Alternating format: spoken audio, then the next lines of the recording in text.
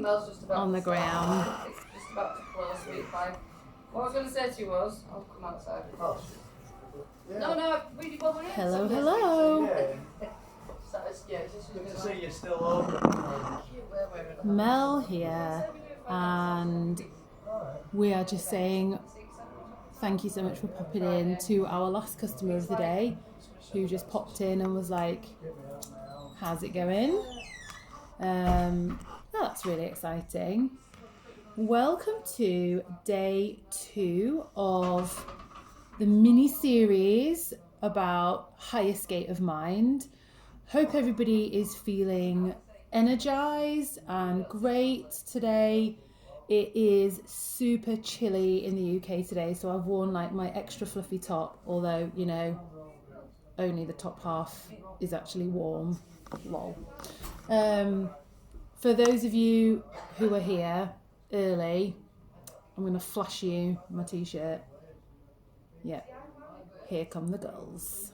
You know it. Anyway, we're just going to start with a little bit of focus breathing, because I know it just takes me a minute to get into a place of different energy that I need before I start having a chat with you about today, which is all about finding your why in roller skating. So here we go.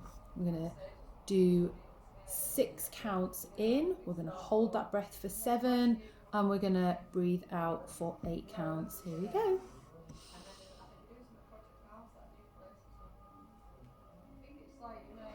Hold it.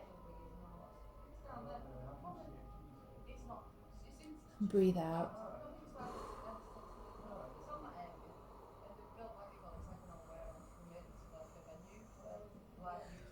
2 more.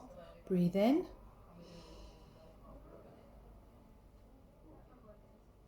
Hold it.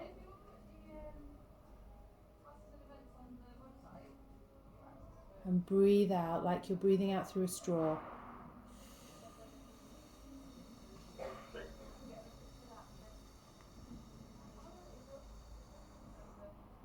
Great. 1 more deep breath.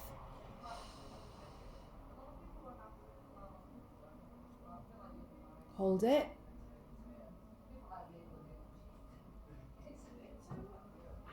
And breathe out.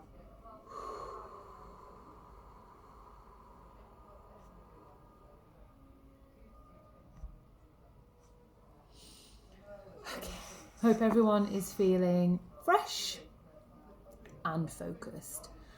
Okay, so today I want to chat about your why. Like your reason for roller skating, because it took me ages to realise that everybody comes to this activity with their own agenda, their own purpose for roller skating. And it was a bit shocking for me to realise that I needed to look at myself and kind of go, wait. I've realised that I'm totally projecting what I'm thinking and doing onto everybody else. So I did have to learn to take quite a long, hard look at myself, which is always uncomfortable, but we're going to get to that later. So one of our big messages in Roller Girl Gang is we want to share with people that their skate journey is going to be unique. It's like going to be as unique as you are. Even if you and your sister were to come to skate class together and you think you're really similar, you would still have a different experience through the journey of roller skating. And it's so easy to fall into the trap of comparison, like way too easy. If anybody has been in the comparison trap, just like hit that heart button, because it literally is the thief of joy, and what a miserable time we can have when we're sat in a comparison trap, like just absolutely miserable.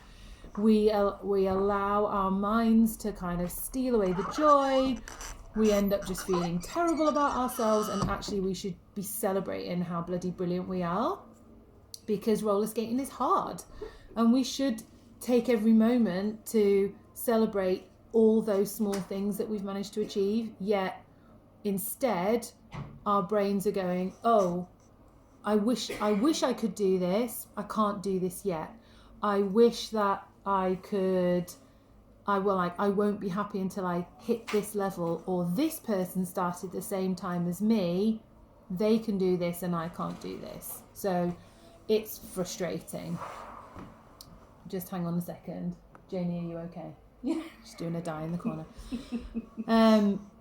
So your goals in roller skating will probably look different, and actually depending on your journey and how long you've been roller skating for, you might not even know what you want to do yet. Maybe you're like, I just want to do that thing where you move around on wheels and look fairly confident and like you're having a nice time, and not just like you're constipated or you're overthinking, or you've got concentration face but you look grumpy. I think we all know what we're talking about here. We've got that concentration face when you are doing a thing and you're thinking about your body and where it is you're going to land, or you're just trying not to fall over and your face is like, resting bitch face. Anyway, so we are going to spend time during the Higher Skate of Mind coaching program, which is going to begin at the end of January online, exploring what you want to do, and we're going to create a plan of helping you get there, because that's really important. Maybe you want to make new friends, so maybe your goal is a social one. Maybe you are very anxious and your goal is much more around personal development. Maybe you are very skills focused and you're thinking like, right, I want to do this skill, I want to learn this skill, which is completely fine. Just a word of caution around like the skills focus, but we will come to that shortly. Or maybe you just want to be more active because you do not identify as a sporty person, and actually roller skating, you can basically wear what you like. You do not have to wear sports attire. And once you've got past the point of constantly falling over, roller skating is pretty gentle on the joints, right? So as you can imagine, there are a whole ton of reasons for why you might be roller skating, but I will invite you to consider what your reason is. That doesn't have to be right now. You might just reflect on that at some other time. If you do journaling, maybe that might be something that you do. Let's just go back to comparison for a moment. So I am now a 45-year-old woman, and my reason for roller skating now is very different from when I started roller skating when I was in my early 30s. Initially, I wanted to start roller skating because I wanted to get fitter. And actually, I don't really enjoy the gym at that time. I was a bit like just lackluster with it, just had enough. And I wanted to do something different and bring a bit more fun into my life. And I like being that person who's like a bit different to what everyone else is doing.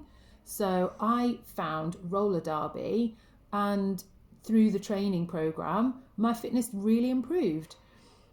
And I managed to keep going and keep improving until I realized that my life had moved on and changed.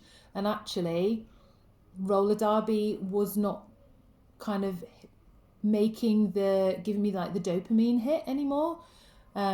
It was just becoming frustrating. So actually what I was doing for my hobby needed to evolve as well. I also realised through a bit of soul searching that competition isn't something that I particularly enjoy. So roller derby, a competitive sport, not really for me. But as soon as I stepped away from the competitive part of roller skating, I started enjoying it again. I found roller dance, and it was extremely joyful, and I still enjoy it now. So we're all very different. We all have a unique set of circumstances and a different view of the world. And actually, no one else sees the world as we do. So, quick exercise just to exemplify this. If you think about a number 2, if you picture a number 2, and I said to you, form a picture of a number 2 really clearly in your mind. I want you to see it really clearly in your mind. How big is it? What colour is it? Does it have a texture? Is it situated somewhere? Or is it just like on a background? You know, have you created it digitally? So I'm just going to give you a few seconds to form that picture of number 2 in your mind. Now, you might have imagined the exact same number 2 as someone else, but the chances are you haven't. The number 2 that I picture is a birthday cake candle from when my son was 2 years old. And I'm pretty sure that there's not a lot of people that might picture that number 2. So it's a very personalised thing. So something that we assume might be the same by saying picture a number, and we assume everybody sees it in the same way, they don't see it in the same way. So actually, a personalised approach to something as challenging as roller skating, when you're taking it up as an adult, is really, really important. So that's something that we try very hard to do, strive to do at Roller Girl Gang, and we do this through a very permissive approach. So we want our skaters to find their own path with some guidance.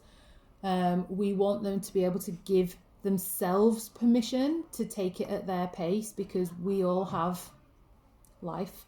We have stuff that happens that is unexpected, that we need to deal with, that becomes more urgent. And this thing that we've started often as self-care might get pushed aside for a while. But it doesn't matter, as long as you know it's there for you to come back to when you need to. You know, roller skates are an inanimate object. They are there to serve the skater as and when they need them. And we put a lot of emotion into our roller skating, which is easy to do because that's what we see a lot of. And it does make us feel really great when we achieve those moments of success, which we definitely should celebrate, you know. And don't overlook how challenging some things are. So just to go back to the skills focus, if you make the reason that you roller skate, I want to learn new skills, and you focus on this skill is going to be my goal. I want to learn to spin. So this is what I did.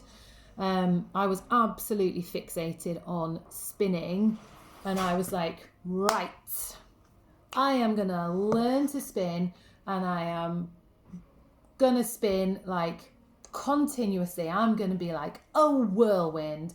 People are going to be like, what is Mel doing? Oh my God, this is amazing. Look at all this spinning.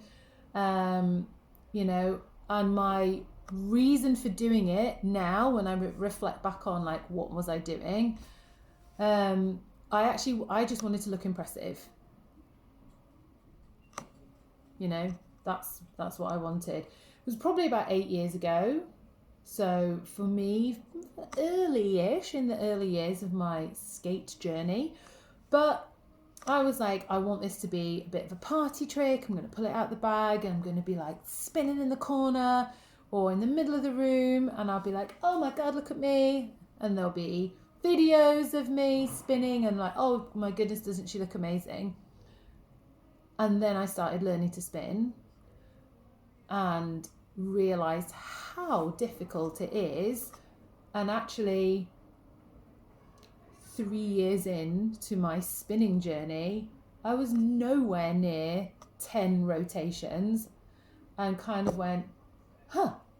And I think 5 years into my spinning journey, I was like, oh my God, this is like miserable. I still can't do 10 spins in a row. And you kind of like spin out, so you move across the floor. And at that point, I was like, I need to reevaluate my goal. This is not a good goal to have, because doing 10 spins in a row, it's an arbitrary number. And actually, my spinning's perfectly fine. But there came a point and I was like, why do I need to do 10 spins in a row? That's actually, I don't need to do that. It will be cool, and I'm not going to stop learning and improving my balance and my spinning. But actually, I've realized I've made the process of spinning until that point, like 5 years, just a bit miserable for myself. That's rubbish. That is rubbish. So I really want to try and save other people from the pain of having to go through that emotional journey and just be like, do you know what? Let's celebrate the fact that you turned on your roller skates. Let's celebrate the fact that you can do half a spin, that you can do one spin, that you've learned how to do a spin and balance on your heel and your toe, and you can land it and roll away and keep going, and it's not just suddenly like you fall over or you kind of look really uncontrolled. Let's celebrate that you've added a spin and as part of your flow. Let's celebrate now that you can do 2 spins in a row. Let's celebrate that you can do 5 spins in a row. Now you've learned to spin on your toes, which is a totally different balance point. So now, 8 years on, I probably can do 10 rotations in a row. But what I've learned is I have to actually keep pushing to keep going. It's not a fling and you hope for the best and then you run out of momentum. It's a different technique. But what I've also done is changed my goal. So my goal is no longer about how many spins can I do. It's now, am I having a nice time? Am I having a nice time doing this? Or do I feel a bit rotten? Because actually, if I feel a bit rubbish, doing the thing that I'm supposed to enjoy doing in my leisure time, I need to reevaluate something. That's quite important. So, are you being a friend to yourself? Because I was definitely not being a friend to myself. I was 100% being my own worst enemy. So that is why, one of the reasons why, I've called Roller Girl Gang's online coaching program that's coming at the end of January a higher, like elevated, higher skate of mind, because it is very much mindset and getting the right mindset to enjoy the process of roller skating, like the whole process, and not just when I get to this level, then I will start to enjoy it. We don't need to put the joy off until a certain level, because all you're doing is denying yourself the pleasure until you get there. That's hard, right? Because what pleasure is there in falling over? Is there any? I think you should learn to laugh at yourself. I think we can learn to not take ourselves too seriously, and we can develop a whole lot of self-awareness. So there are really important things that we can learn from that. But definitely, as much as I'd love people to enjoy roller skating, all of them, that part will put some people off and they're not prepared for it, and they leave this activity because they can't cope with that, which is a real shame. So yeah, I'm just gonna sit that with you for a minute. Let's have a little sip of my tea, because you always got to have a cup of tea. Okay, so we do talk a lot about our mental health, and we talk about having mental wellness or good mental health or mental ill health, but actually you have to work on your mental health to continue to improve your mental health. And it's like this to me. You should be working on your mind in the same way that you're working on your body, but lots of us don't, or we don't know how to. And I think there's a big difference in that. We're told like this is how you work on your body. You go and be active. You do 10,000 steps a day, whatever it is that you're doing. But actually, you come to work on your mind. How do you do that? That's quite tricky. Ways to work on your mental health might include journaling. They might include meditation, focused breathing or mindful breathing, which is why we start each of these little trainings with a little bit of focused breathing. You might find an immersive activity, roller skating, or maybe therapy. And I am not a therapist. I am a qualified coach. I'm an experienced teacher. I'm not a therapist. So I've done all of these things, and it is very, very useful to actually have a guide. My therapist helped me to recognize past trauma and heal the past trauma. And it was important that I did that in a very safe space that was completely private. So it was one-to-one. But every course that I've taken around mental wellness or improving your mental resilience has had moments of reflection built in. And they are so important, but also so uncomfortable. Like you having to sit there thinking, oh, I've just realised that thing that I did was actually probably not the right thing to do. But there's that really important quote from Maya Angelou, which is, everybody is doing their best at the time. Once you know better, you can do better. So if you are constantly evolving as a human, then you're always going to be your best self. And that's all we can believe. So forgive your past self for anything that they did that you may not agree with now. That's fine. That is absolutely fine. And yeah, I just think that's okay. And we've got to let go of that person. We can try and heal those hurts if we think that's important, but actually forgive them and just do better from now with what you know now. I think one of the greatest compliments that anybody can say, which actually someone told me yesterday, which was really nice, was, "You've really changed, Mel. Like in the last year since I've known you, you've really changed." And I'm like, thanks, because that to me demonstrates that I have continued to really work on myself, and it's been noticed, I think is the best way to put that out. So yeah, I think it is important for you to really think deeply and reflect on why you have chosen to roller skate in the first place, and then why you're continuing to do it.